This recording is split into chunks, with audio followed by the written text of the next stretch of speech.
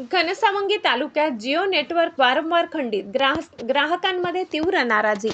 घनसावंगी तालुक्यातील अनेक गावांमध्ये जिओ मोबाईल नेटवर्क वारंवार बंद पडत असल्याने ग्राहकांना मोठ्या गैरसोयीला सामोरे जावे लागत आहे। विशेषतः देवहिवरा, एकरुखा, राहेरा, तनवाडी, दहेगाव, भायगाव, बाचेगाव आणि बोडखा या परिसरात जिओचे नेटवर्क अनेकदा पूर्णपणे गायब होत असल्याची तक्रार ग्राहकांनी केली आहे। मोबाईल नेटवर्क उपलब्ध नसल्यामुळे फोन कॉल, इंटरनेट सेवा, ऑनलाईन व्यवहार, शासकीय कामे तसेच विद्यार्थ्यांच्या ऑनलाईन अभ्यासात अडथळे निर्माण होत आहेत। वारंवार रेंज जात असल्यामुळे नागरिकांमध्ये तीव्र नाराजी व्यक्त होत आहे। ग्राहकांनी संबंधित अधिकाऱ्यांनी या समस्येची तातडीने दखल घेऊन घनसावंगी तालुक्यातील जिओ टॉवरची तपासणी व आवश्यक दुरुस्ती करून अखंडित सेवा उपलब्ध करून द्यावी अशी मागणी केली आहे।